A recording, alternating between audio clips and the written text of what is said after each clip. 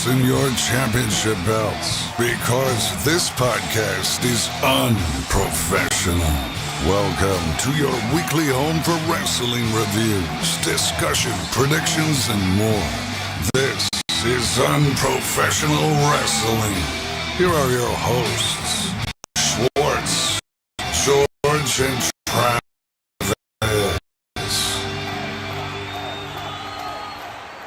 Tonight is the first night that we can say The Rock is a member of the Bloodline. All right, ladies and gentlemen, welcome to the Unprofessional Wrestling Podcast, your weekly home for wrestling reviews, previews, predictions, all sorts of other banter. I am your first host. My name is Travis. Welcome, everybody. Thanks for joining. Really appreciate it. On screen right here, if you're watching the live stream, watching on demand, if you're not listening on a podcast, you can't see it, but over here we got Schwartz. Schwartz, how are we doing today? Fantastic. A lot of stuff's going on, and love to talk about it. Well, excellent. If anybody else is out there watching us right now, please feel free to check in. Let us know that you're here. Just say a friendly hello. We posed the question in the chat earlier today for anybody that checked in early. Who do you think will win the Elimination Chamber this Saturday in Perth, Australia? The men's and the women's. Of course, we're going to preview Elimination Chamber on tonight's show. We're also going to talk about the most recent SmackDown and RAW. And also, there is a press conference, I believe, going on tonight for Elimination Chamber. So we'll obviously make sure that we catch that after this episode is over. If anybody else is watching that and you want to throw anything out about that press conference while it's going on, if we're still doing this, shout it out. Tell us what's happening, if anything cool happens. Would love to hear everything so far. Play by play. Do it. Absolutely. Well, with all of that, there's a lot going on this week. Our format's a little longer than it usually is. There's a lot going on. We're on the road to WrestleMania, and this is probably how things are going to look for a little bit, right? Yeah. A lot of people have to get all their stories to go right now. So everybody's got a story. Yeah. It'd be like that, as George would say. George isn't here tonight. George has got a sick kid going on, so he didn't make it in, but that's all right. Me and Trav will rock it out. Schwartz. One day you'll get it right. It'll be fine. It's hard. It's very hard. I'm just the superior Travis, so. Some might say that. Most. It was always kind of funny in high school because we're both Travis. If we had the same class, the teacher would go, "Oh, you're both Travis. Travis S." And we'd both be like, "Yep, we're both still here." Yep. But anywho, if you're here on YouTube, please like the video. Please subscribe to us if you're not subscribed already. I noticed that we get some viewers that are not subscribed to us. Please do that. It helps us out a lot. Trying to grow in those YouTube ranks and reach out as recommendations to other people. So hopefully we can make that happen. Share, like, everything. Everything. So with that being said, why don't we just get started with everything we got going on? We're going to jump into the news topics that we have. Yeah, there's actually quite a bit of news than we're normal. We left a bit out, too. Try to condense. There's a lot of news. First things first, I just thought this was kind of a funny tidbit because it's like, what the fuck? It was actually just wild to me. Mandy Rose did a interview recently. Of course, Mandy Rose, former NXT Women's Champion, that was released. And she started an OnlyFans, which she supposedly does very, very well on. And apparently there are some bigger buyers than others. A lot. I've had one person, I won't say any names, one person, and this was on Fan Time, spend $55,000 on me. That's fucking wild. Can you imagine? Oh, God. That would be a huge chunk of money. But I think a little bit later she says it wasn't all at one time. It was large increments. Right. But still, she said it was like within a short period of time too. So It's still the same person. yeah. Who has that to just throw around? I mean, a lot of people do, I guess.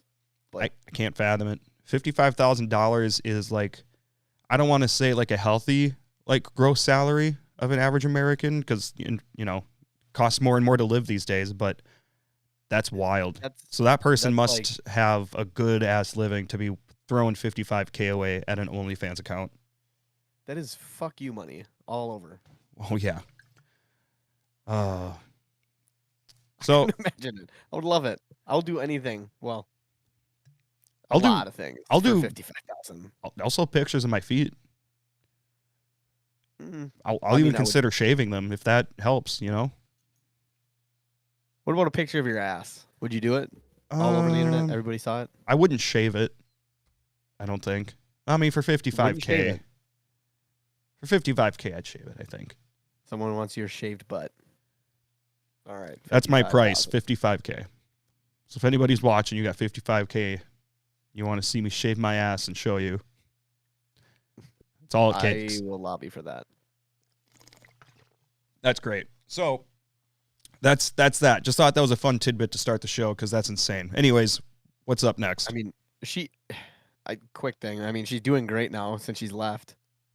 She left in her prime. She literally had to let go of that belt because of she did not see eye to eye with her living.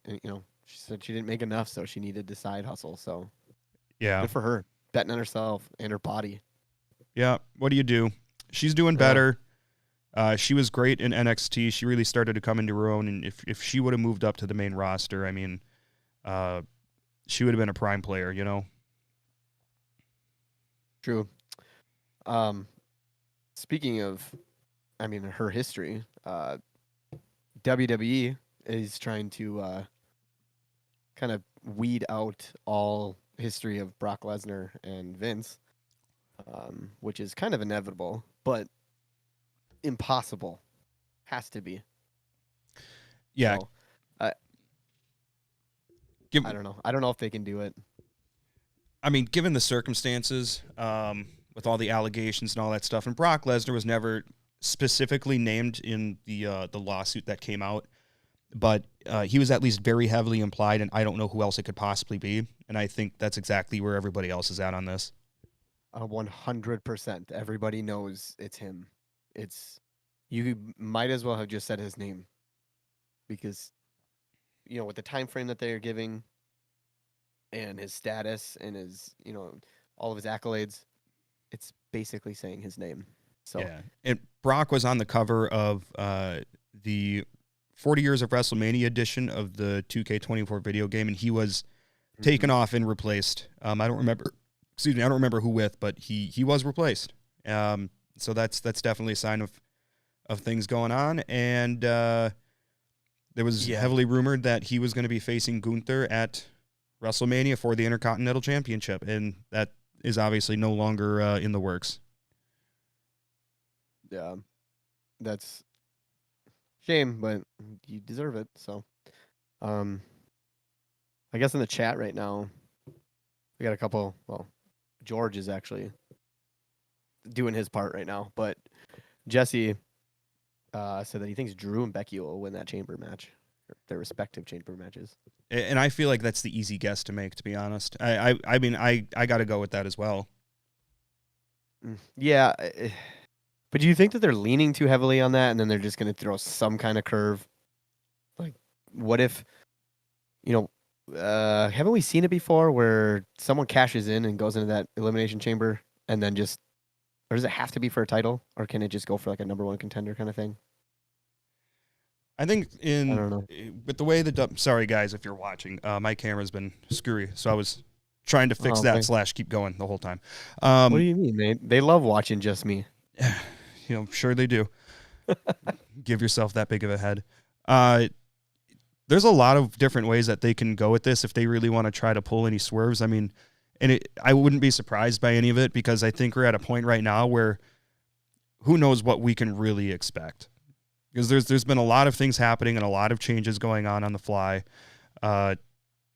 So who knows? We might be in for some surprises at Elimination Chamber. But if I'm a betting man, I'm thinking we're getting Drew and Becky. And I think that's the way they've been building things so far. It's a safe pick. It's a very safe pick. George also agrees with Jesse. And he also loves Busch Light, so Hell yeah. Jesse then says, I don't think you'll see actual content disappear, but you'll never see, or we'll never see a promotion of anything. Yeah, I agree. I mean, I don't think they're going to be taking down episodes of like Raw or old pay-per-views or anything off of Peacock or off of YouTube or anything like that.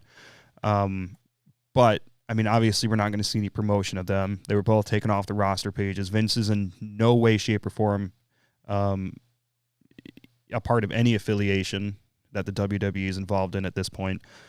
And if it wasn't for WWE being a part of TKO, this would have never happened. The quote unquote, being erased from whatever. Right. No, he would have never let it happen. He would have just silently left, and then they couldn't do anything. But you don't think that they're gonna go back and kind of look at some content or anything that has to do with either one of them just alone? They won't just delete it. I mean, if you go back and look at like old pay-per-views or whatever, like Benoit's still in there. True. I think there's just so much there, and I think it goes to the conversation of separating the performer or the character from the person. Yeah. Makes sense. Jesse says the only good thing to come out of that lawsuit was never having to see that mustache again, and I'm on board with that. Did you know he hated mustaches? Like, he absolutely despised them. Like, did he ever prevent anybody from having or keeping a mustache? I don't know about that, but I read that he absolutely hates. Okay, he hated head nodding. He hated mustaches. And he hated people that would just agree, because he thought people were just, they were just yes men if they did that. But I don't know why the mustache. I can't remember what they said, but he did it in spite of how much he hates mustaches. So there was something else he used to hate, and I think it was either like yawning or sneezing or something like that. But actually, legit pissed him off. It was one of those two. No, it was yawning. I think it was yawning. It's because he never slept. That's why he hated yawning. It was something like nobody has the self-control to prevent themselves from yawning or something. Oh, always something. Yeah. So that's what we're looking at with Brock and Vince, and obviously some very understandable circumstances for them being removed from certain media, and that's that. Yeah, it needs to happen. Terrible thing. Just keep fucking around with my camera. Eventually we'll get a new camera where this won't happen. Everything always works great until you get going, and then bingo bango, bend me over. 55,000, I'll do it. That's all it takes. That's my price. Joking. Everybody's got a price, as Ted DiBiase would say, and 55 grand is just about mine. Can you do his cackle? Can you do that? I'm trying to play it in my head, and I just can't. You do it. You do it. No, it's quite annoying. I can't do it. I can't. Mm-hmm. Next time. Did you see Shotzi got hurt? Shotzi got hurt. That's our next item here. Shotzi, I believe this last weekend of NXT was taped. It was, because it was announced. Can't remember who said it first, but it was announced last week, which people were actually pissed off about, because people are starting to get more and more annoyed on these insiders because they're releasing things way ahead of time. Well, I don't know if it's necessarily an insider thing as much as it is a fan that was at the taping that posts online Shotzi got hurt or whatever. Like, it's kind of inevitable, and there's nothing you can really do about it. True, but I think they it could have been one of that, but I think someone broke it first though with the insider. Maybe. In any case, sounds like Shotzi tore her ACL on this latest episode of NXT, which is really unfortunate because she was in contention for the Elimination Chamber match. I don't remember if she qualified or had a qualifying match coming up. I don't remember what the circumstance was there. She had a match, and then that's why they turned it into a the Last Chance Battle Royal. Okay. And I like the Last Chance Battle Royal too. That was a good direction to go if you had to call an audible on that. So that worked out good. But in any case, Shotzi's going to be out. I think a common timeline for a torn ACL is like around 9 months, give or take, or something like that. Unless you're Seth Rollins or John Cena, who have just superpowers. Yeah, probably about 9 months. So that's a bummer.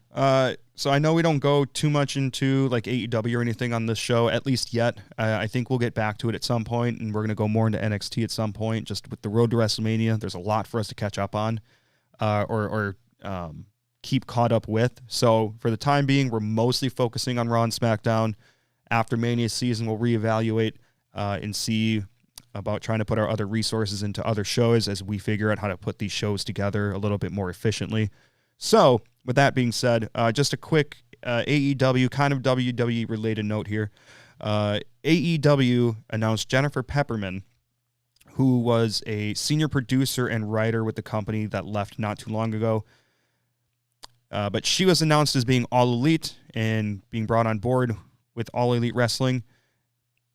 It is believed that she is making the move partially to be Mercedes Moné's personal writer. Similarly to how Brian Gewirtz is The Rock's personal writer. He does a lot of different things with The Rock. He was a writer for Young Rock and wrote most of The Rock's promos when he was in WWE and yada, yada, yada. So that's very interesting. If she's known for working closely with, if she was known for working closely with Sasha Banks in WWE, then I think this is a pretty clear sign that, I think based on the announcement of the big show that was announced that I can't remember the name of off the top of my head, that we're going to get Mercedes Moné at that show and or possibly Okada. Revolution. Who also has like a money kind of like themed gimmick or what have you associated with him too. He's the Rain Man, you know? Yeah. But it's Revolution that they're going to be doing that at. Nope. They announced a show in Boston. Oh, is that? That's its own show. Kind of like how they announced that big show in Chicago for the first episode of Rampage, and they called it The Second Coming or whatever it was, and then Punk came out. Yeah, I like the way that they do that. It kind of gives a little bit of a PLE thing for it, but it's just original. It's just an episode. Right. So kind of meeting. So I think those are a couple things that you can possibly expect out of that. As much as I'd love to see Sasha Banks or Mercedes in WWE, I don't think that's happening, at least not for a while. And I'm sure they're throwing the money bags at her. No pun intended. I think you did. Whatever, man. Here we are. Anyways, for anybody watching us right now, don't forget to find us on Apple Podcasts and Spotify. We're on a few other podcasting platforms as well if you look us up. Don't forget to subscribe, like, and definitely leave us a rating on those platforms as well to help us get suggested to other wrestling fans. We really appreciate that. Climbing the ranks. We're sure going to try eventually. We'll get some traction one day. Let's get inside of 150. Ooh, that's a good goal. It's a chunk. If we could do that within like 6 months, I'd be pretty stoked. Yeah, there's a ton of wrestling podcasts, and if we even get within the top 50 or 150 in 6 months, I would actually be. Let's just. I was just talking about like 150 subscribers. Yeah, I'm not expecting to be number 150 by then, but I think both are good goals. If we get 150 subscribers, holy shit! What are you gonna do if we get that? I will chop George again. I think we got to step it up. I know we're talking about possibly doing putting the loser through a table WrestleMania weekend. Yeah, sure. I'm down for it. I don't care. We just got to find a table that won't kill us or like try to split us in half with a giant splinter like Bob Holly back in the day. I'm not getting a shoulder down to my left ass cheek size cut into my back. We'll figure it out. So anyways, we're going to get into SmackDown, then we're going to get into Raw, then we're going to talk Elimination Chamber as my camera fucks up again. So It's fine. SmackDown, we talked about it a little bit last week, but at the beginning of the shows, they've been showing people getting to the arena. So with SmackDown, they showed The Rock pulling up to the arena in his fucking Ford Raptor, because what else would The Rock drive? I'm surprised he didn't come in with a Fast and Furious type car. Oh, that'd actually be kind of interesting. That would definitely be heel Rock. Everybody's sick of Fast and Furious. It's true. That actually is. That would be hilarious. I mean, there's still time. So he's got like what? He's got all of March to do that. So he's probably got to show up at least once or twice in that time frame. Yeah, you would sure hope so, at least. So, anyways, things get started off. Kevin Owens walks out to the ring for his Elimination Chamber qualifying match against Dominic, and as Dominic is making his entrance, tries to cut a promo basically about how the Judgment Day is going to win everything at Elimination Chamber, and of course the crowd is booing just as loudly as ever. And he eventually just kind of gives up on finishing his thoughts because he's getting sick of it. The match is going well. Dom's starting to get frustrated because he can't get the pin, and R-Truth now is at ringside. Dom tells R-Truth to grab a chair, and Truth says, "I thought I wasn't in Judgment Day." Dominic says, "Yeah, you're in Judgment Day. Go grab a chair." R-Truth goes to grab the chair, and he sets it up at ringside and sits his happy ass down right there. Owens takes advantage of the distraction, pop-up powerbomb, and Kevin Owens has qualified for the Elimination Chamber. After the match is over, R-Truth comes in and raises Kevin's hand, and Kevin's like, "Okay, I guess." I laughed. I swear I catch myself laughing at every single segment he's in. It was like a little brother type moment right there. Like, oh, I thought I wasn't a part of it. No, you are. Go get it. Man, he's so good, and he's over 50 years old, and he's still being able to perform in the ring too. It's just insane. And he's so over. So over. Yeah, and he's been this funny and this like valuable in a comedy role for years now. It's been quite a while. Ever since he got rid of his other name, wasn't he K Quick before? I don't remember if he's had a different name outside of inside WWE or not. I know he had a different name in TNA that I can't remember off the top of my head. I thought he brought that from TNA, K Quick. I don't remember. If anybody in the chat can clarify for us, that'd be great. You can only remember so much. I know. He's 50 years old. He's been in the WWE forever. So Truth. Pun intended on that one. Sorry. Yeah. Afterwards, you got Drew McIntyre and LA Knight trash talking backstage. Nothing crazy happening here. More or less just to try to build their match for SmackDown tomorrow night. And then we see Roman pulling up to the arena, gets out of the vehicle, and he hugs Jimmy. Jimmy looks confused because there's obviously been a lot of tension between Jimmy and Roman as of late. And Roman says it's time to fix everything that Jay messed up. So that's kind of the precursor to the ending segment of the night. yes. So afterwards, we get a backstage interview with Pete Dunne and Tyler Bate. And Tyler Bate says that they are due for a new tag team name.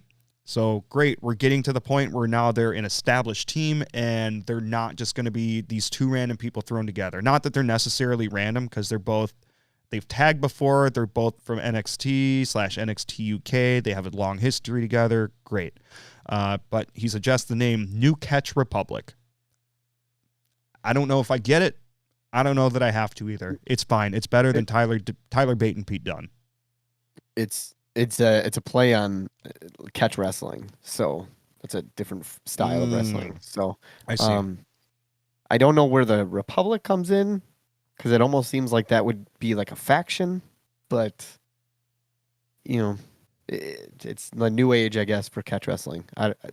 I don't hate it, but I'm like, ugh, probably should have used that as like a faction name, unless they're gonna do it, bring it into a faction.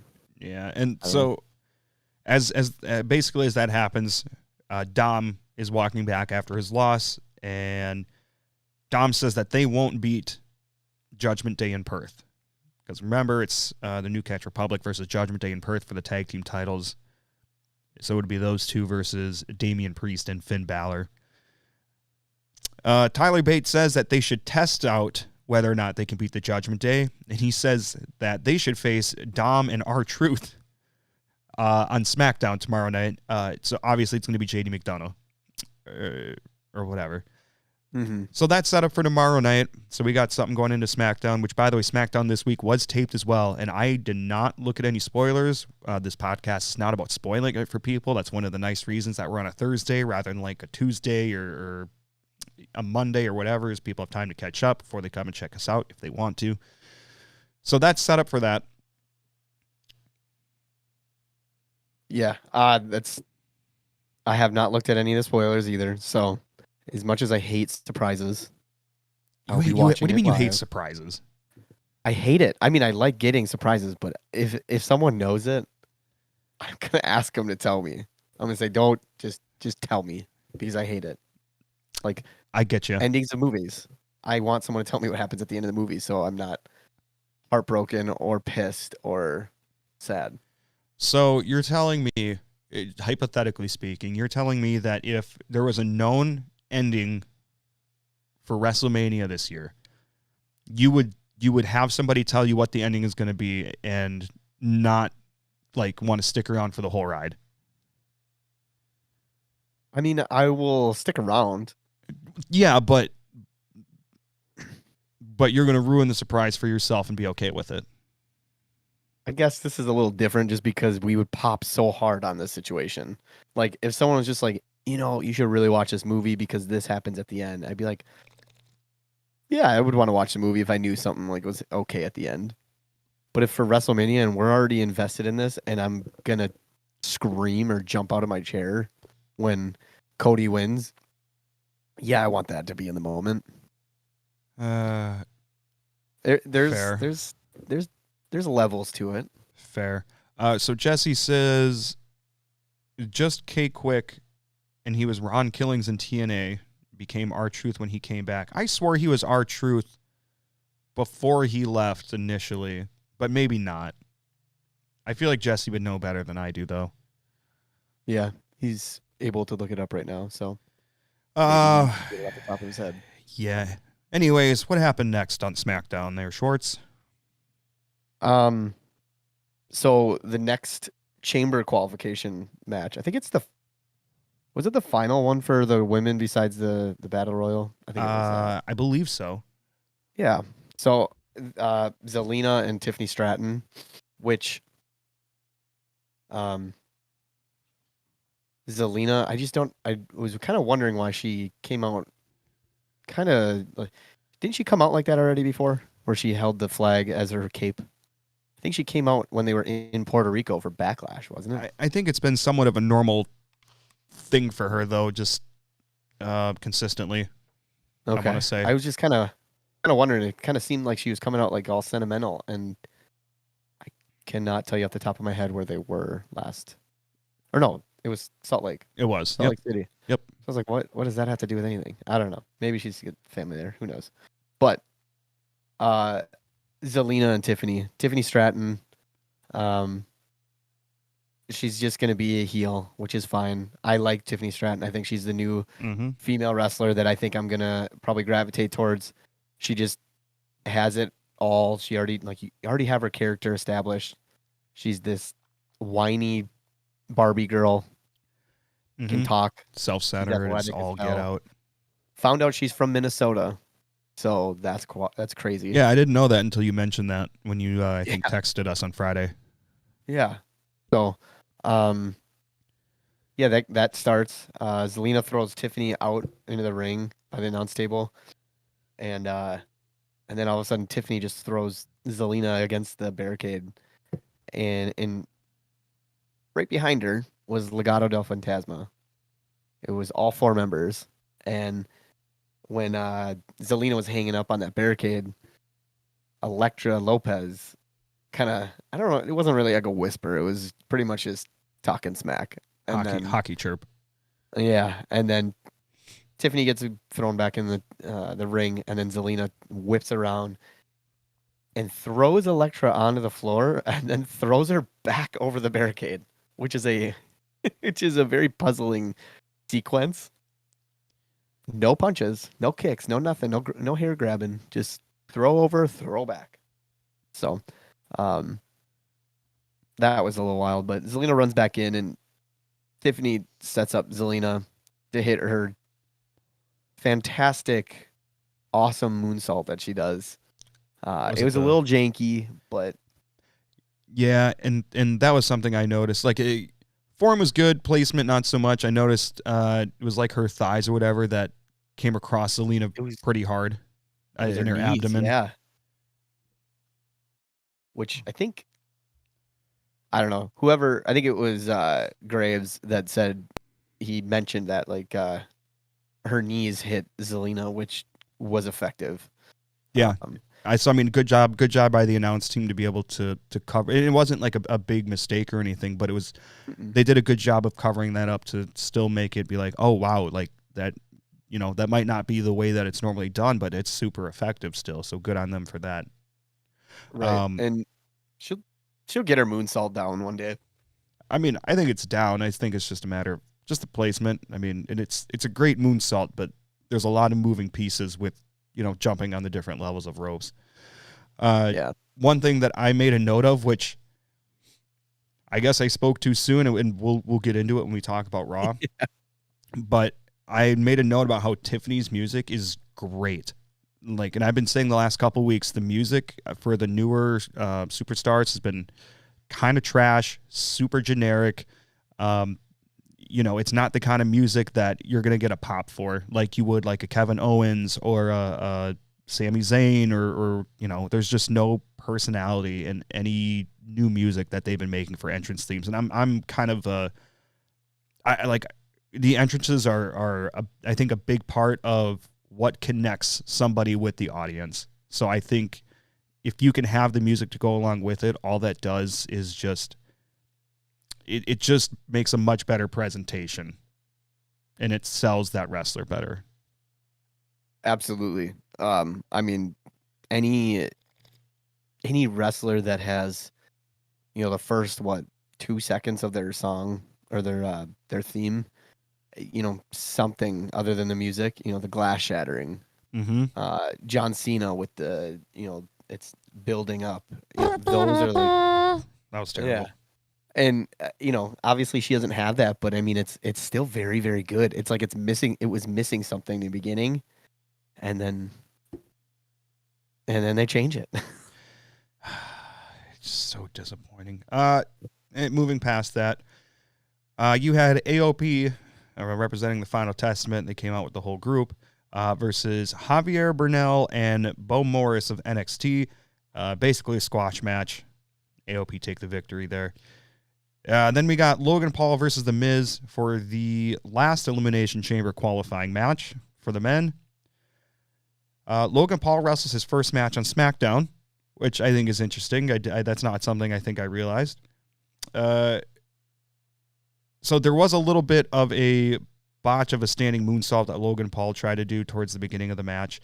And when Logan Paul kind of botched that, it was clear he didn't connect. It was obvious. You weren't going to hide that, and he kept trying to carry on like he connected and it went well and whatever. And Miz kind of had to fight with him a bit in order for Logan to kind of turn around and make it look like, he kind of took the bad end of that. Because I think from the viewer perspective, he like hit the knee, his face hit the knees or the feet of Miz or something like that. So it's easy for us to say as people that haven't done it, but obviously what Logan should have done is basically sell his mistake and let Miz take over on the offense. And instead Miz kind of had to fight him to get him to understand how they should handle that situation. Yeah. And Miz was trying to be, I mean, He's got all the knowledge, so he knew exactly how to get out of it. But yeah, it just seemed a little janky with Logan trying to wrestle him almost, but also trying to sell at the same time. Right. Yeah. So, I mean, outside of that, Logan Paul wins the match. Not too much to note. It was still a decent match outside of that one blunder. That definitely took away from the match a bit, but you'll have that, and that's just, Logan's still, I mean, he's been really good at what he's done, but he's still new. So, things like that can happen here and there. During this match, there was a picture-in-picture of Aldis, Nick Aldis, sitting up in the skybox with Braun Breaker, Jade Cargill, Liv Morgan, and Bianca Belair. I didn't understand necessarily why they were all there, and there's another reason for that. It's great that they're all keeping an eye on what's going on, but I don't know. I don't know if it was... I could understand if it was just Braun and Jade because he's trying to sign them. I wasn't sure why Liv and Bianca were with them all, especially with Liv and Bianca going to be facing off with each other in Elimination Chamber on Saturday. And the only other note that I made on Logan Paul's match was I didn't like how he was selling the leg at first as an injury, and then he does this thing where he puts up one leg and does the splits and then drops the leg on his opponent. And then he just never sold the leg at all from there. I was like, oh, okay, he's selling the leg. We're going to get some additional layers to this match and a little bit of storytelling. And then it just kind of got completely forgotten about. And that really shows his greenness to this business. Is he, off the top of your head, do you think he has at least a dozen matches under his belt on TV? I don't know. I'd have to look it up. I would think it's got to be close. Yeah. Because I think when he wrestled Roman, I honestly think it was like his 5th match, if at most.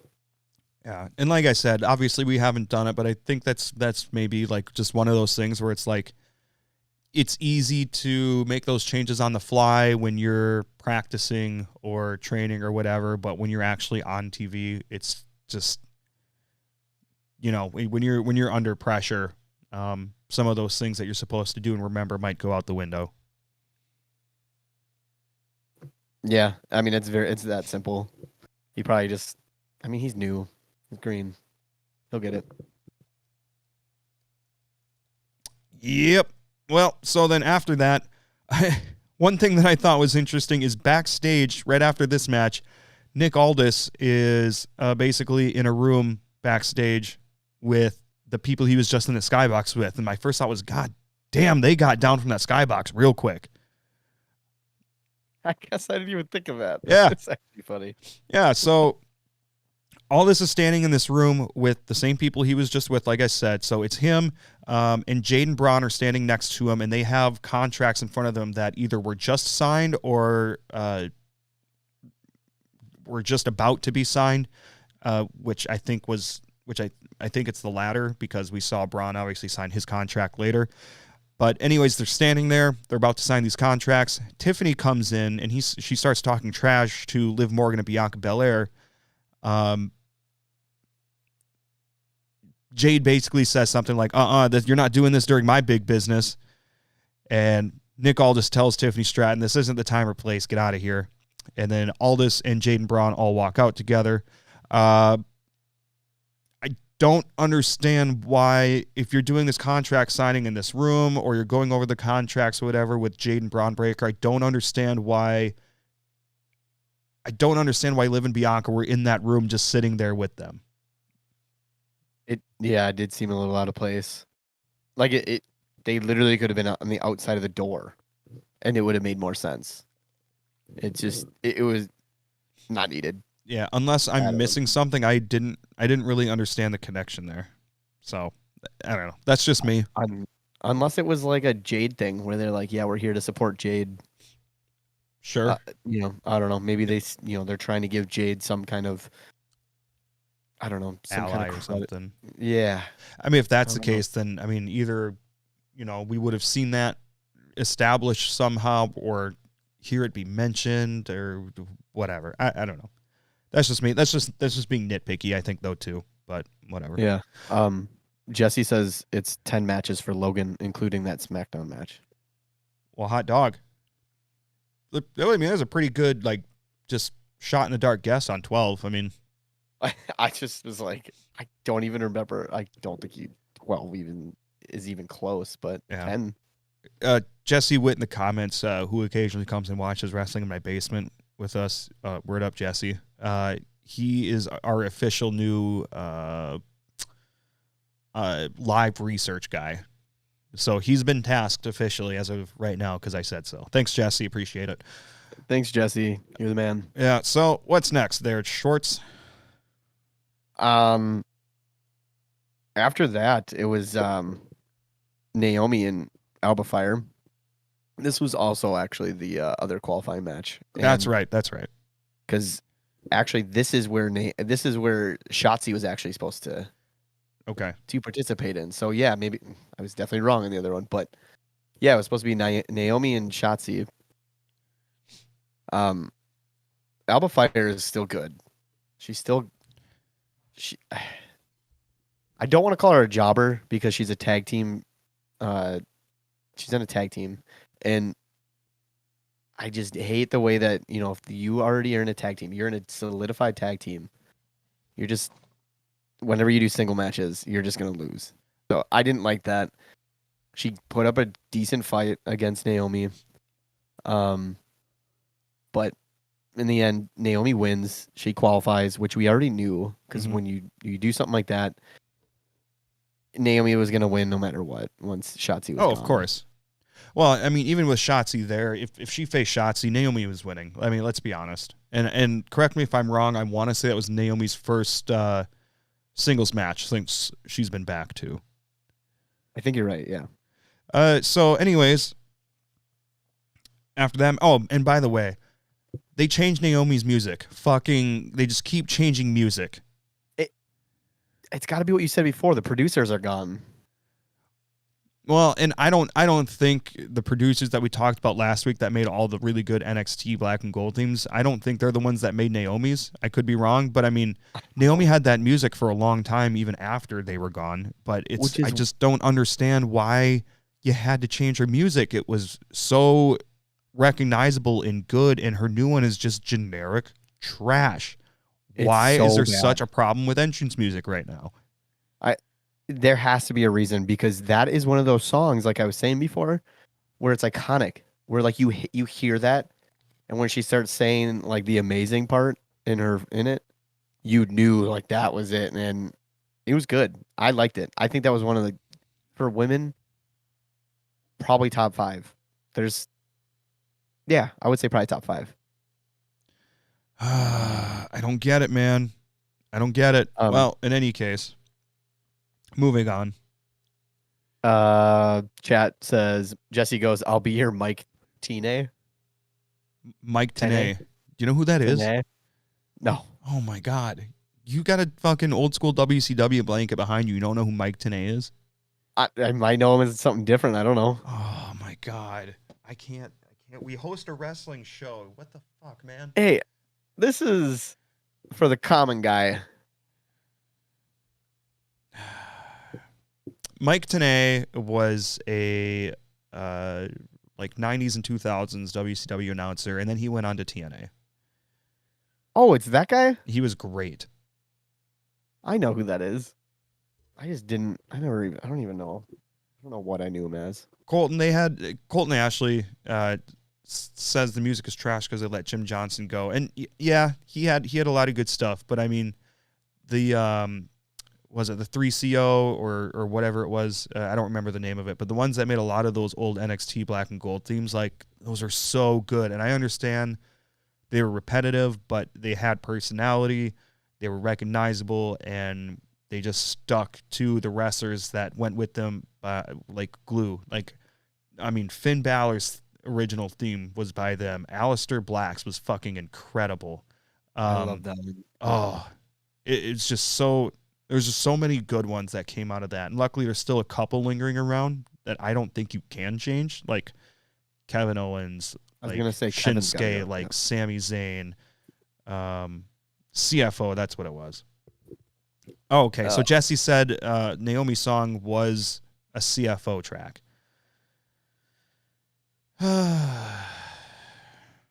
And so that's very possibly a reason that it was changed.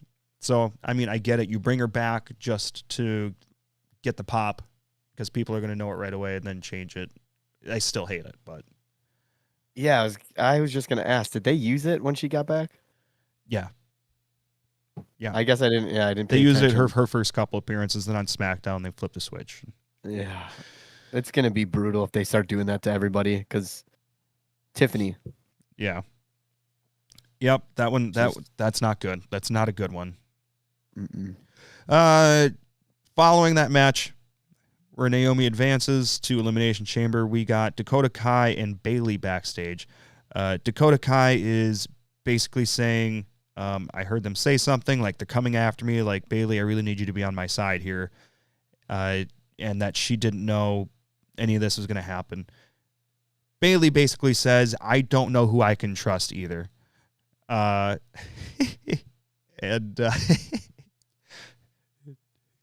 Schwartz is saying some silly, stupid shit in my notes as I'm reading this, trying to get me to say something just ridiculous and incriminating. Yeah. So I don't know what you're talking about. Yeah. So obviously this is building, and I don't know what direction this whole thing with Dakota Kai is going to go in. I guess if I had to predict something, maybe they end up remaining friends, sticking together to take on Damage Control, and then eventually Dakota Kai turns, and then you get a title feud between Dakota and Bayley. I think I'm on your side. I don't know. Part of me believes that Dakota's just going to kind of linger. I don't know if she might help just so that she gets Bayley's trust back, but it's ultimately going to be Bayley's going to take that off Io, and then it's going to go to her and Dakota Kai. It would actually be kind of nice to see Dakota Kai have that title, but it'd be way too quick. Yeah, I think you're going to have Bayley have it for a little bit, but if she's going to lose it, it has to mean something. Like if she were to lose to Dakota Kai, for example, like they need to have a blood feud where Dakota Kai becomes a huge star out of it, or Bayley like wins it back in a big way. And Dakota Kai can still come out of the other side of it ahead of where she was beforehand. Yeah, it has to make sense. And I really don't see anything with Dakota Kai that would make sense for her to take it so quickly. Mm-hmm. Unless it's one of those god awful grudge matches, they each win one, and then all of a sudden the third one is at, I don't know, Backlash or something, or after that, or Money in the Bank or something, and I don't know. Sure. I hate those. I hate the whole best 2 out of 3 or best of 3 matches. I don't hate it.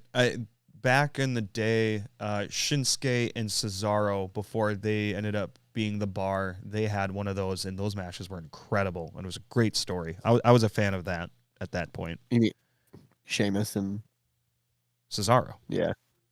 Yeah, you said Shinsuke. I don't think I did. Chat, back me up. I know you're on my side. I said Sheamus, didn't I? You said Shinsuke.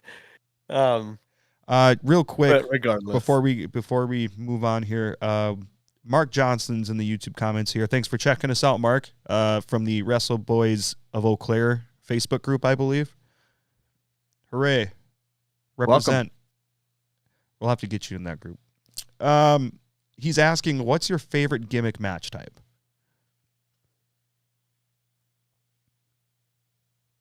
you go first. Oh, man. Put me on the spot. Mine, I really do like Last Man Standing. I like the creativity of it, and because you're never. Right? Uh-huh. I don't really know if they really have too many where the guy is legitimately like out for 10, I don't think they don't have them all the time. Like the one that had with Roman and Kevin, or that botch with Paul Heyman. Yep. That one could have been really good if that would have been, perfectly done. Sure. But yeah, like the whole Mankind versus The Rock, that whole thing, Absolutely. Last Man Standing, Legendary. That was great. Yeah, it doesn't get much better than that match. No doubt about Yeah. it. I think just for the first thing that pops into my head without thinking too hard about it is Hell in a Cell, just because of all the cool shit that's happened at Hell in a Cell and all the stories that have been told inside of it and outside of it. I think I got to go with that, at least for now. If you ask me next week and I have more time to ponder it, we'll go from that. Just a side note too, I think we can make it a fun part of an episode if we get questions from people watching and listening. If anybody wants to submit questions and we can answer them maybe next week or something, feel free to do that. Yeah, drop them in the YouTube comments. Send them to us on Facebook, on X. Our X tag is up there. We're Unprofessional Wrestling Podcast on Facebook also. Yeah, just get at us. Colton says his favorite's I Quit. That's a great one. Said he liked the 3 Stages of Hell too. That was pretty unique. Yeah, but that we haven't middle seen that in a comment while. of his, did you read that middle comment of his? Nope. I see 3 Stages of Hell and then I Quit match. Okay. Yeah. So you're wrong. I don't know what you're talking about. You did say Shinsuke. Yeah, fuck it. Maybe I should be drinking. All right. Moving off of the segment with Dakota Kai and Bailey, what happened next there? Nick Aldis, and he finally comes out and says what everybody has actually been trying to say that WWE needed to be doing weeks ago, and officially signs Braun Breaker to SmackDown. That's that. Yep. So we got Braun Breaker, newest SmackDown star. Nothing with Jade, at least on this week's episode. So curious to see when we're going to see that. You think they do it in a huge way? I don't know. Maybe the Chamber or something, somewhere where it's big. I was wondering. I feel like Chamber would be a good place maybe for that to happen, or maybe you get a little bit of a verbal dispute between Nick Aldis and Adam Pearce, because they're both obviously going to be at Chamber, you would think. Yeah, where it's almost like they're fighting for her kind of deal. Yeah, it becomes a live bidding war in front of the whole crowd. Yeah. So, moving on, because we got a lot to get through here still, and that's fine. Less than an hour on my memory card. Right. I forgot to clear it out, but it shouldn't take us that long anyway.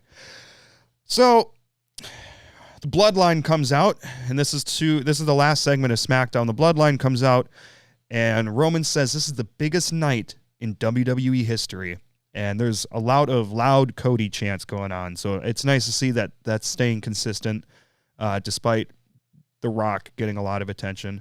But he says it's the biggest night in WWE history because tonight is the night The Rock is a part of the Bloodline.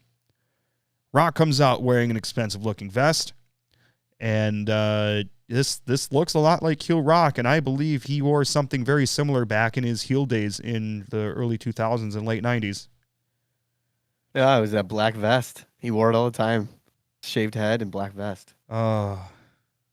Good stuff. He had, I don't know if it was a shirt or vest, but he used to wear something that looked very similar to that shirt that he had on SmackDown too.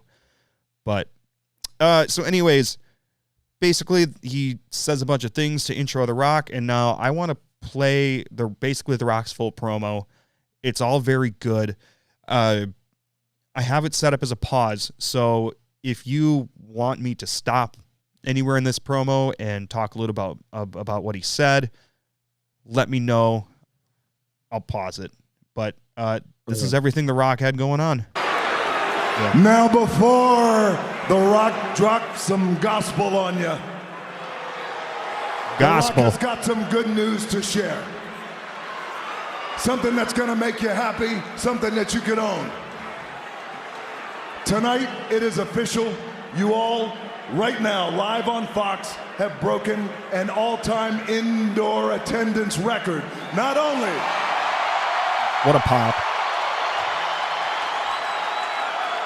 Not only for the city of Salt Lake, but for the entire state of Utah, congratulations. They love that. Anytime. Well, here's the record you broke. You broke the all-time record for the largest gathering of trailer park trash The Rock has ever seen. Oh, so good. Can I just say, fucking missed this. And it's a shame that we potentially weren't going to get it.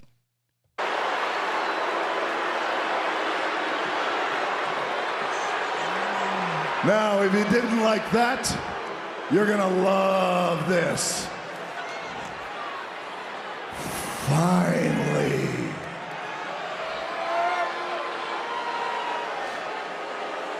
Oh, you want to boo that, huh? Are you sure you want to boo The Rock?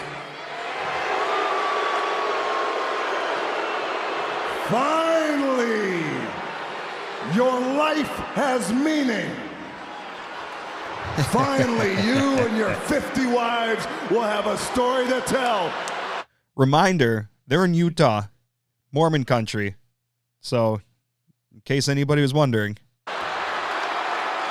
And you know what I'm talking about. You'll have a story to tell your 600 inbred grandchildren one day. And that is what it's like to look at greatness in the flesh, because finally, The Rock has come back to Salt Lake City.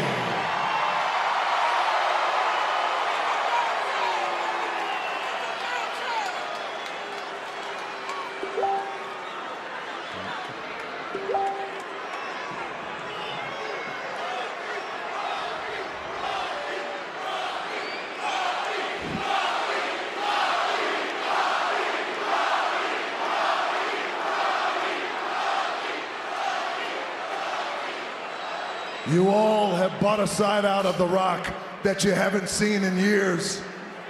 But you see, this side of The Rock has always been in here. Always. You shut your mouth, fatty. The Rock will come out there and slap the herpes off your lips. It was fantastic. It's a side that you haven't seen The Rock, but it's been in here all along. And you know why you're seeing it tonight? Because it's The Rock and Roman Reigns. The biggest WrestleMania main event in the history of WrestleMania. You had it in your hands and you let it go.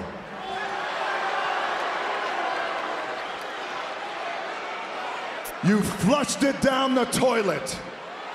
The same toilet you sat your fat asses on, and you sat there and tweeted, "We want Cody, we want Cody. Cody's got to finish his story.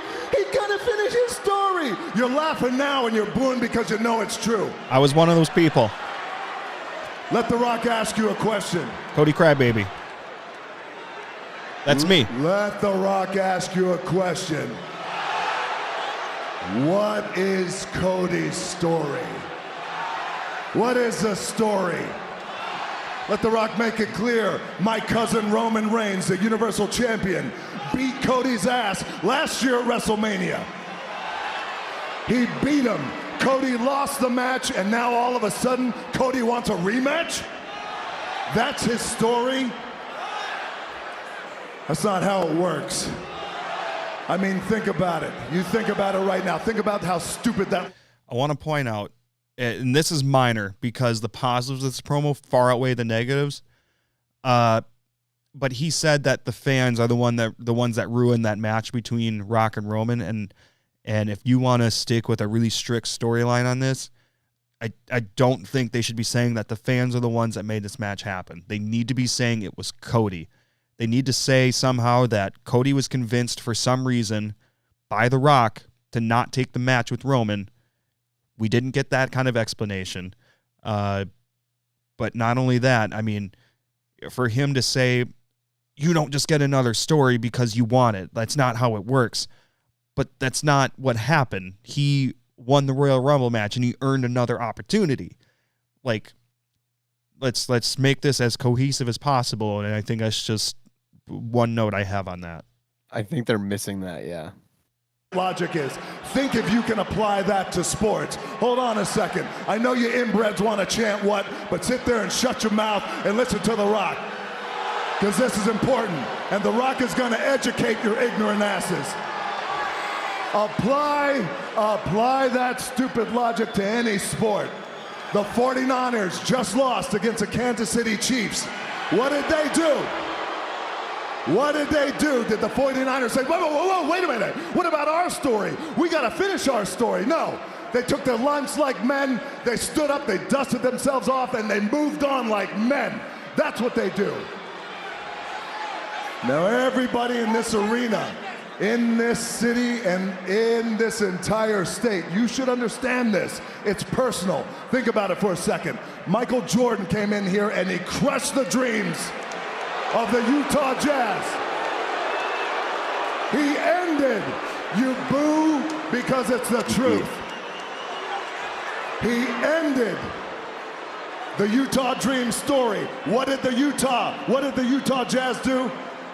They took the beating like men and they moved on and they worked their asses off to get right back to the top. I had a bit of a situation here. That's what they did. There, it's back. That's not how the real world works. The real world doesn't work like that. You don't get a shot at another story just because you want it. That's not what happened. That's not how it works. I also do want to give him a little grace on that, because if he's going to be a heel, then you can say shit like that. That's potentially wrong. He needs to bring up any little bit to bitch about because he's a heel. Yeah. And you don't understand that. You don't understand that because you're spoiled, entitled, little crybaby bitches.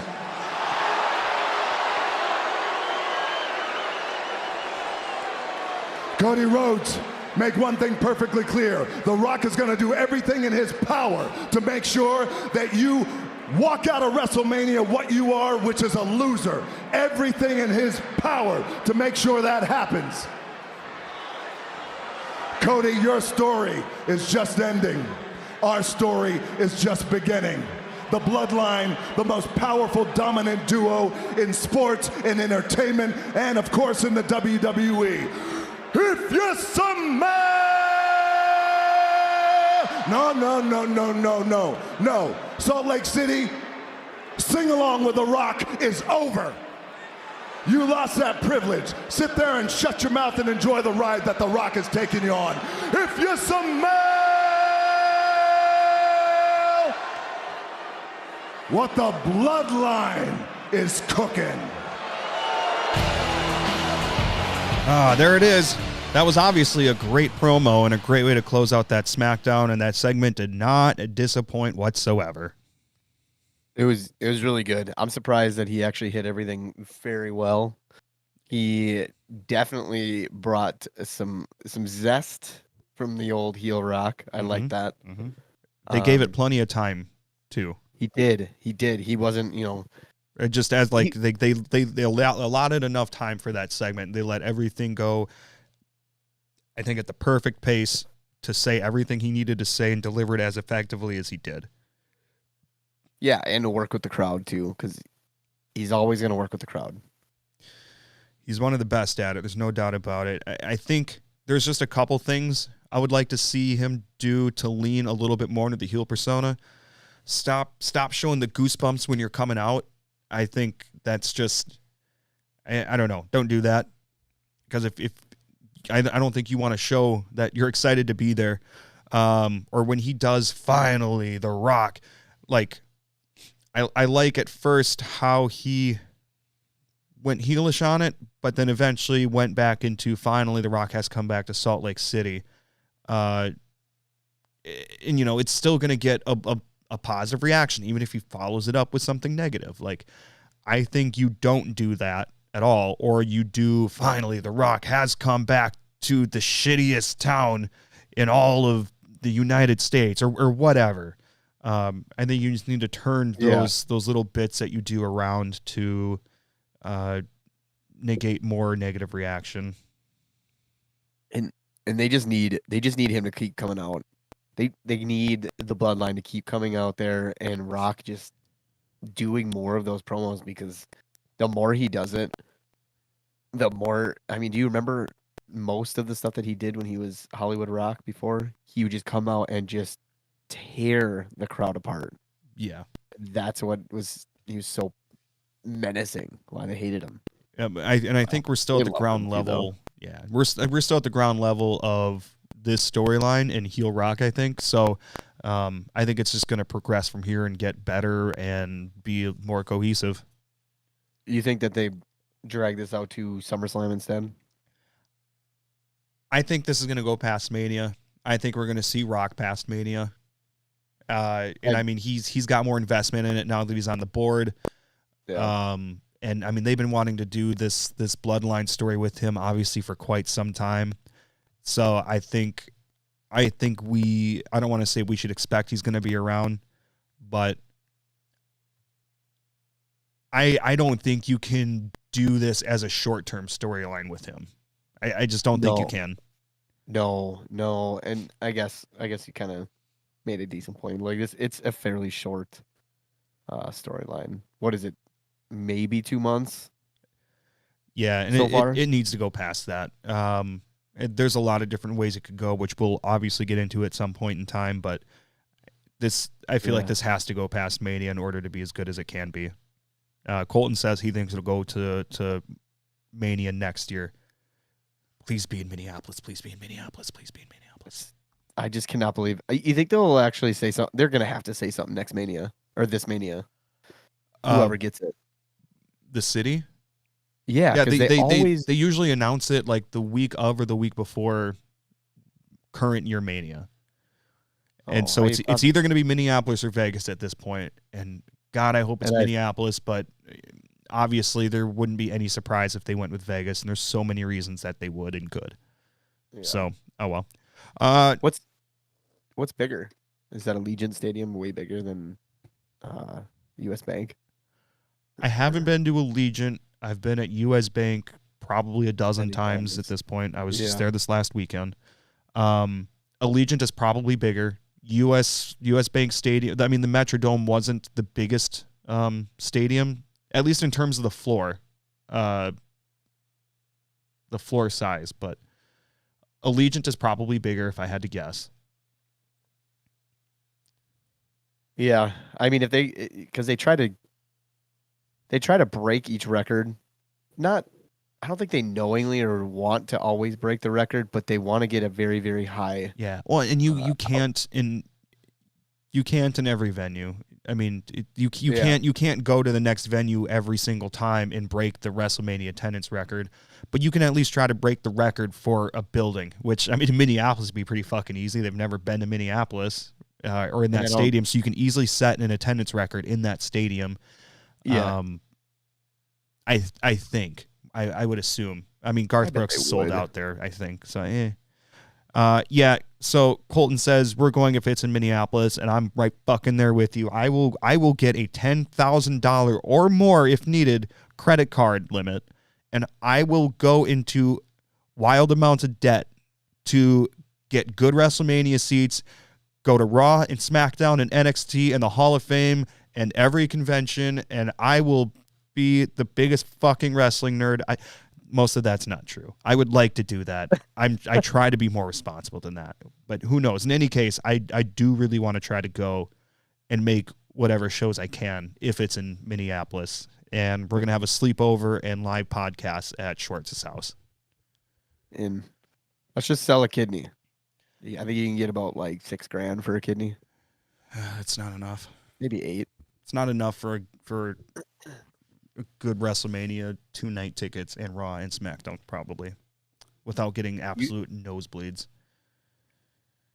I want to get the best seats I can. Yeah. I mean, everybody does. You want to get 4 seats. Mark Johnson says, Lambeau Field for Mania, baby.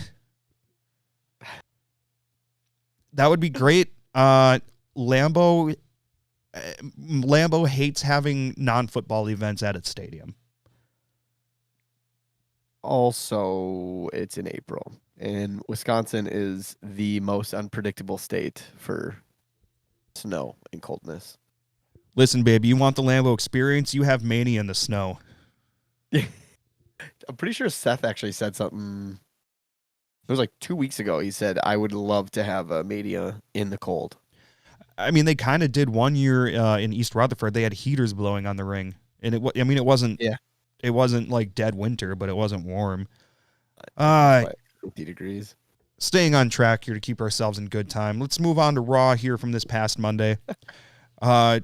Similarly to SmackDown, or like how the shows have been doing, the show opens with Jay walking into the arena, and then it shows Judgment Day walking to the arena in the same spot. Different times. How do we know there's different times? They put timestamps on the screen of Jay walking in, and a timestamp of another time of when Judgment Day walked in, which I think was pretty neat. You have to believe the timestamp. Have to. Well, yeah. Yeah. I mean, you're not gonna. I mean, you don't want to think there's a possibility that Jay and the Judgment Day are walking in like 5 seconds apart from each other. You know. Absolutely. You can't just it. So the action on the show kicked off with Drew McIntyre versus Cody Rhodes. Drew enters first, and as noted by you, gets the Kane Pyro treatment, which, I mean, the whole corner thing where they had the other 3 posts with the fire, that was actually pretty fucking cool. I was a fan of that. After Drew's entrance, we get the video package playing to hype the Cody versus Drew match. It did make it feel like it was a bigger match, no doubt about that. Cody enters, and the crowd is going just fucking bonkers because they've been doing a great job making sure that he's getting the reactions he needs going into this match with Roman. A lot of good spots in this match. Jimmy Uso runs out to distract Cody, and as Cody is about to hit the crossroads on Drew, Solo hops up on the ring apron and grabs Cody, gives him the Samoan spike, and this is Cody's first loss since losing to Roman at Mania, and it's at the hands of the Bloodline. And Drew. He wasn't going to win if it wasn't for the Bloodline. Come on. I don't know.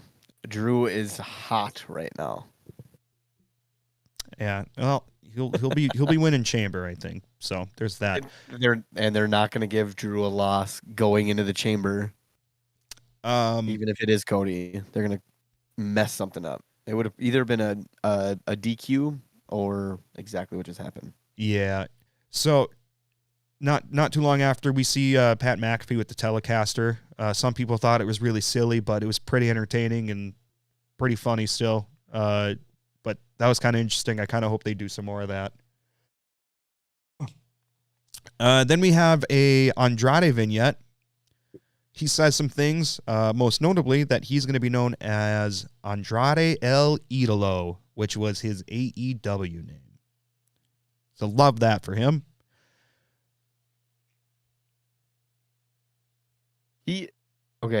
Wasn't there an issue with him and Charlotte? Weren't they like stopped following each other on Instagram, and then there's possibilities of them getting a divorce? I don't fucking know, man. There was just a video of them together at a WWE show backstage. I don't put too much stock into that TMZ style shit. Yeah. They're at Sonya Deville's wedding dancing together too. There you go. But regardless, he did say my wife. So there's that. Right out of the mouth of Andrade. Oh. Anyways, that last chance battle royal happened. Yeah. It was a lot more women than I thought they were going to have. Yeah, it was the women's last chance battle royal to determine the last person to qualify for the Elimination Chamber. Which was actually funny. Was that the beginning of the show, or is it some other time? Chelsea Green is starting to become that R-Truth, where it was almost at first kind of forcing it, trying to be funny. Yep. But now it's actually kind of funny. Yeah, now it's natural, and she's getting good heat. Yeah, and she's just nagging all. I think she did both Nick Aldis and Adam Pearce, but she went up to Adam and was like, I seem to have not gotten anything, blah, blah, blah. Why you not told me that I was in the Battle Royal? And he was like, do you even check your emails? Because I sent you one saying you're in the Battle Royal. And she just dumbfoundedly just like scuffled and she just walked out. So Good shit. I thought that was hilarious. But anyways, surprise, everybody gets their entrance, but then some people get those jobber entrances where happening during commercial break. And then all of a sudden you come back from commercial break and Raquel Rodriguez is standing in the middle of the ring. Yeah, Raquel Rodriguez makes a surprise entrance, and she is back after dealing with the illness that she's still more or less dealing with, but sounds like she's figuring out how to get it under control and figuring out how to manage it. Yeah, I saw the video she posted. That looked like hell. I know No what bueno. hives look. It looks like it's hives and just swelling around her face, her eyes, her entire body. That looks awful. So yeah, it's no good. Kudos for her for going through that whole thing. For sure. But in any case, she wins, and she's the last qualifier for the Women's Elimination Chamber match. We cut to backstage. Jay cuts a promo to hype the IC title match that is main eventing the show with Gunther. And then we got Michael Cole doing a interview with both Rhea Ripley and Nia Jax via satellite ahead of their Elimination Chamber title match happening on Saturday. Rhea says it's the first time that she gets to compete in Australia since she was on the Indies. So it's been about 7 years since that happened, which I think was really cool. Crazy that it's been 7 years since she's... Yeah, it doesn't feel like it. WWE. Yeah, and I mean, it had to be longer ago than that since they did the Mae Young Classic, too, that I believe was her first time that she appeared on WWE. I miss those like tournament-style shows they did with, like, indie talent and shit. Those were cool.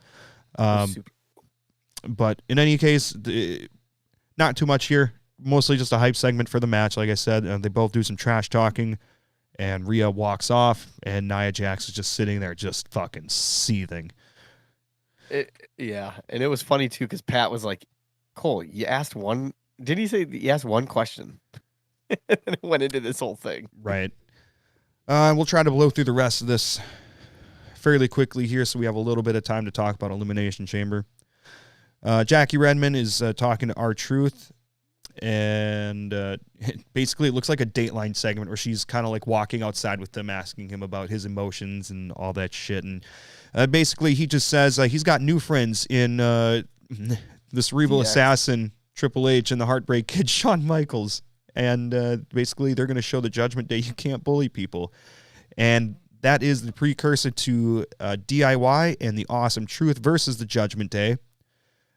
Before their first commercial break that happened in the middle of the match, the Judgment Day was all standing on the floor outside of the ring looking up into the ring. And then you had the baby faces, DIY, and the Awesome Truth looking at Judgment Day doing a crop chop as if they were DX, which is fucking hilarious. Yeah. Damian Priest pins R-Truth, and Judgment Day wins that match. And then we got a backstage interview with Sami Zayn, basically saying he is on the path to Mania, but he doesn't know what that path is yet. Then we go to Becky Lynch coming out to talk about the Elimination Chamber match. Liv Morgan comes out to make her case for why she should win. Basically, she wants revenge on Rhea, of course, for injuring her. Raquel comes out to say she is the only one big enough to take on whoever the champ is at that time, whether that's Nia or whether that's Rhea Ripley. Naomi comes out to say she belongs back at the top. Tiffany Stratton comes out with her awful, god fucking terrible new shitty theme song. Basically says she's the future of the WWE. And then Bianca comes out and she states she's the only one in the group who has won the Elimination Chamber match before. So makes a great point. Undefeated. Yep. Tiffany attacks Liv, and then it becomes a brawl. While everybody's brawling, Nia Jax comes out and wipes the fucking floor with everybody. Like multiple times. Oh, Hits everybody once and then a third time. An absolute ass whooping, much like she's done to Rhea Ripley the last few weeks, where she's flattened her like a fucking pancake. She just keeps flattening people as she comes across them. Then we get a Gunther backstage segment where he's hyping up the main event as well, like Jay did beforehand. Then we got Shinsuke backstage saying he'll give Sammy the spotlight that he wants, and he'll keep him an underdog. So I'm wondering where this is going to go, if this leads to a Mania match between the two, or maybe Sami Zayn starts to go a little bit crazy because he's not getting where he wants, and he realizes the only way he can do it is to, take the things he wants and becomes a heel or something like that. Right. Quickly, Jesse says, I really expect them to book Rhea as a face during the match. Nia's disliked heel, and Rhea is at her home country. Yeah, and I don't love that you've got babyface Rhea Ripley a part of a heel faction. But I mean, when you're in Australia, no matter what you do with her, she's going to get positive reactions anyway, so you might as well play off of it. You might as well just turn her face for the pay-per-view or the PLE, sorry.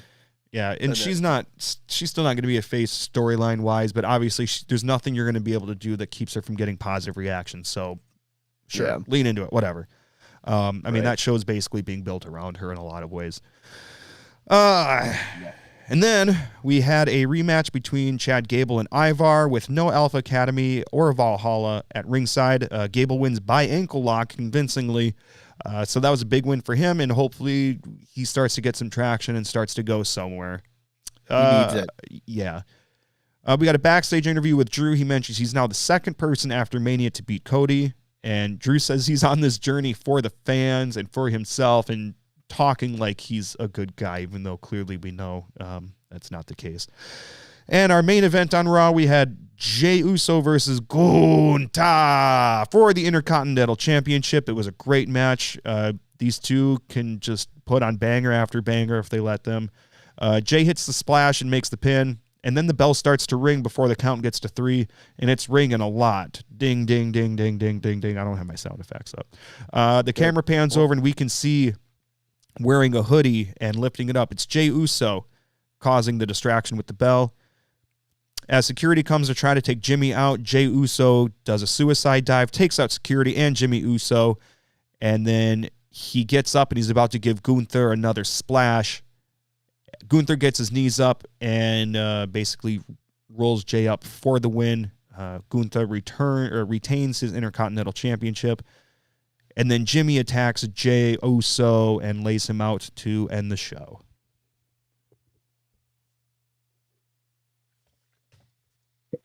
It was almost inevitable, but I figured that it would have been Imperium that would have probably helped him. But this is setting something up. Jay and Jimmy are going to do something. Yeah, and I think kind of bloodline issue. Yeah, and I was hoping we were going to get Jay and Gunther at Mania, and maybe we do. Maybe we get a triple threat. Maybe we get if we Chad just might Gable. Yeah, I mean, there's enough time to build Gable into an IC title program for Mania.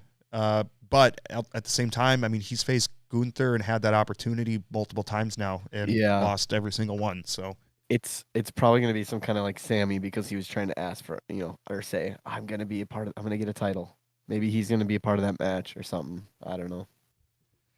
Yeah, curious to see where this is going to go. It's just another one of those storylines that's got a lot of different directions it can go and a lot of twists and turns it can take before. So little time. Yeah, we're starting to get down there. I mean, we're like a month and a half right now, I believe. A little over a month. Yeah, because it's, I believe, the first weekend of April, and here we are in the third weekend of February. So yeah, we're getting down there. It's going by quick. March. Yes, sir. Quick preview for SmackDown tomorrow night, which, as we mentioned, was pre-taped as everybody makes the journey over to Perth. I believe a lot of them are already there. We're getting Drew versus LA Knight. We're getting Pete Dunne and Tyler Bate, the New Catch Republic, versus the Judgment Day. But it's going to be Dom and JD. And then, obviously, at Elimination Chamber the day after, they're going against Balor and Priest for the tag team titles. And then we got Street Profits versus AOP. That's still happening. And then Braun Breaker makes his in-ring debut on SmackDown. Now, let's get into the nitty-gritty here a little bit. See if we have any comments to catch up on here. Jesse says he really expects that they're going to book Rhea as a face during the match. Nia's disliked. I mean, yeah, there's no other way that can really go either. Hearts in Canada. Yeah, exactly. Prime example. So anyways, let's get into the card here for Elimination Chamber. There's 4 matches that have been announced and 1 interview segment. So we're going to have the Grayson Waller effect where you're going to see Cody and Seth both on. I guess, what can we expect from that? It's going to set up the bloodline of that match. It's going to either be, the tag team match, which is going to be wild if they actually go that route, but they're going to set something up with the bloodline, whether The Rock comes out. Maybe that'd be kind of cool if The Rock made his way over to Australia, but something. I know Australia really wants him, and they were willing to pay the money to get him there. So that would be huge. But if there is a time that he would come out, this would obviously be it. And we can get our first maybe face-to-face mano-a-mano with Cody. I don't know. Maybe an attack from The Rock and Roman. That would be kind of cool just to see The Rock actually get physical. Yeah. Other than the slap. Yeah, and I'm curious to see. They got to set something up with Rock. I think he's going to wrestle at Mania, but who or how you get there or what, not sure. A lot of possibilities. Yeah, I don't know. So we got that one segment. And then as far as our matches go, like I said, we got 4. One of those 4 is the New Catch Republic versus the Judgment Day, Damian Priest and Finn Balor for the undisputed WWE Tag Team titles. As much as I want Judgment Day to lose these titles, because Damian Priest needs to lose them or lose that briefcase, it just doesn't make sense. I actually think they're going to come out winning, because I just don't know why this new team just seems like it needs to have something before they can even get this title. Yeah, I agree.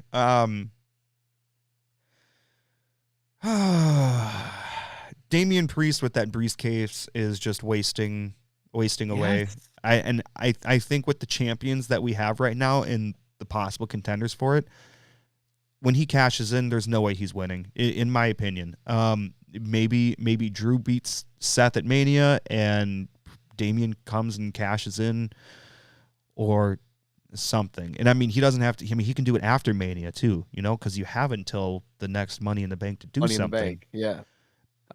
But I mean, you're definitely not going to get that briefcase involved with the Undisputed Championship. There's no way. That would just throw a lot of things off course that they've been working so hard to build up. So if you're going to do it, I think it's going to be with the World Heavyweight Championship involved. George. I want to see you get physical, Schwartz. That's gross. You guys did have sleepovers with that blanket behind you, I've heard. When we were in middle school. I hope you washed that blanket before you hung it up for the world to see. 1,000 times, actually, before. Every day for 1,000 days. Shout out to that 1998 WCW blanket from Schwartz's childhood as his backdrop. I washed it as many days as Roman has been champion. Holy fuck. Yeah. That's the most washed blanket on the entire planet then. That's why it's faded so bad.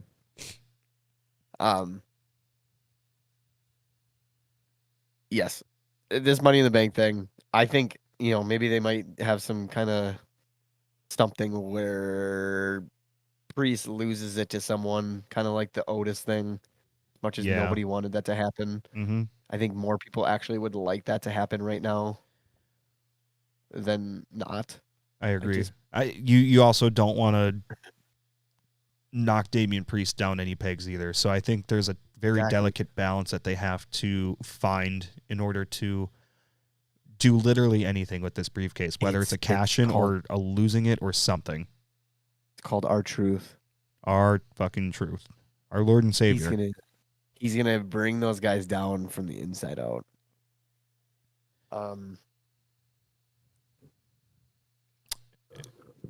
The next one though is the one that actually you think that they put Rhea and Nia as main event? I think there's a good chance. I think they should. I think Either that 3 or out of have these 4 matches could potentially main event, but I think I would have them open the show. Yeah, I was just gonna say it was either that or open the show. I think you get the crowd nice and hot, start off on a strong note, and then I think you probably do the men's chamber. Well, I mean, even the women's, honestly, I would do either one of those to main event the show. I think it would work a little better if the women actually ended the show, just because Rhea started it, and it's literally no one else. That is the only title that it's really, it's got a spotlight on in this paper or in this PLE. So, but that last kind of makes it a sandwich, I guess. Makes it a good one, but I don't know. Knowing WWE, they'll put the men's chamber last. Yeah, maybe.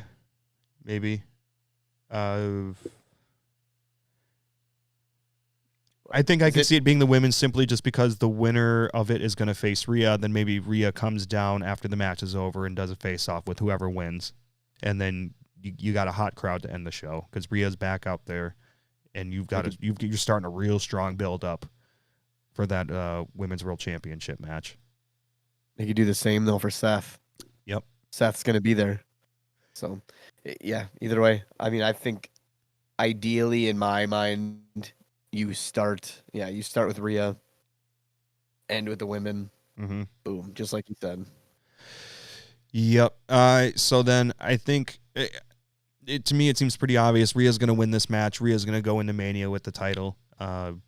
I think they can do a good job making Nia Jax still look strong coming out of it and looking like a strong contender for, I don't know, something. I don't know if Nia has her own match at Mania, what they're going to do with that. But obviously, I think Rhea wins here. You're not going to send her to her home country for the first time with WWE and have her lose her championship, especially going into Mania.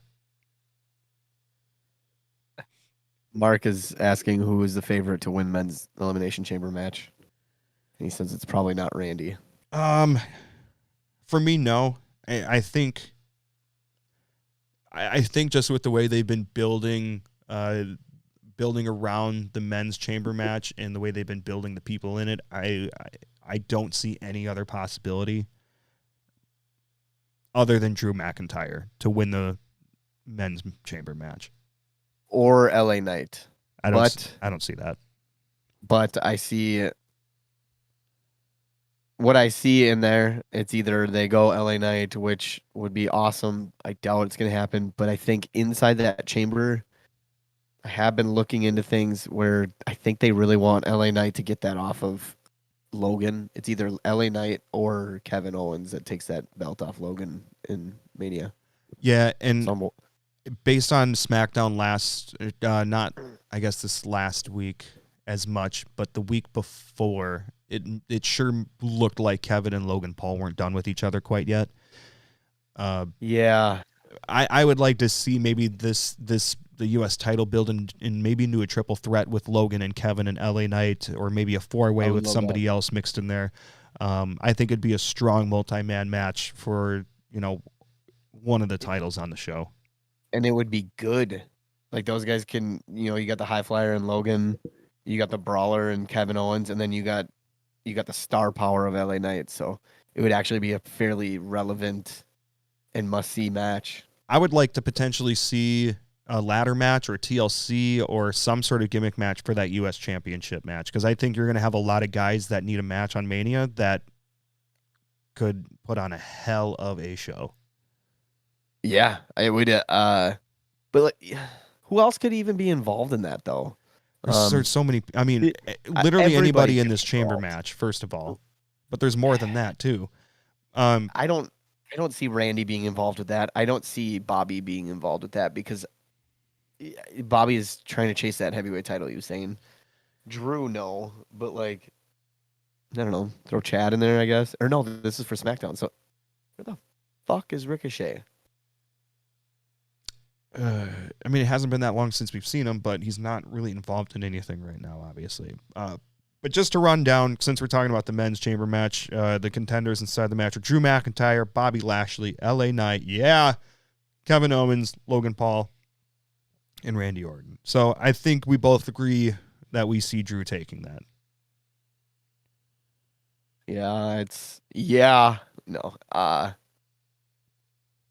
Just makes more sense to go Drew.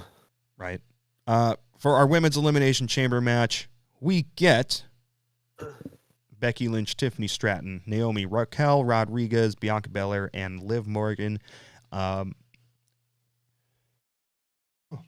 I mentioned before, I think Becky takes this. I think both the winners of the chamber match are predictable. Not saying that is a bad thing at all, because I think Becky is the right winner for the women's match. I think Drew's the right winner for the men's matches, just based on the stories that they've been telling with Drew and Becky leading into Elimination Chamber. I mentioned this before on previous episodes. Rhea has not had a super strong, formidable opponent for her title during her reign. They have kept her away from any strong contender. I think probably just to ensure that I don't think they felt like they could put her with somebody like Becky Lynch and have her win yet. For whatever reason, I don't know. But Nia Jax would be her first, I guess, formidable opponent or believable opponent that could possibly win. And I think Becky's the next step. They've kept Rhea away from anybody else that could believably win that title, and now this is where things are actually finally going to start to get interesting and make Rhea really have to prove that she deserves that title. And the only way that she's going to do that is by beating contenders like Nia and by beating contenders like Becky, where we're finally not sure maybe who's going to win.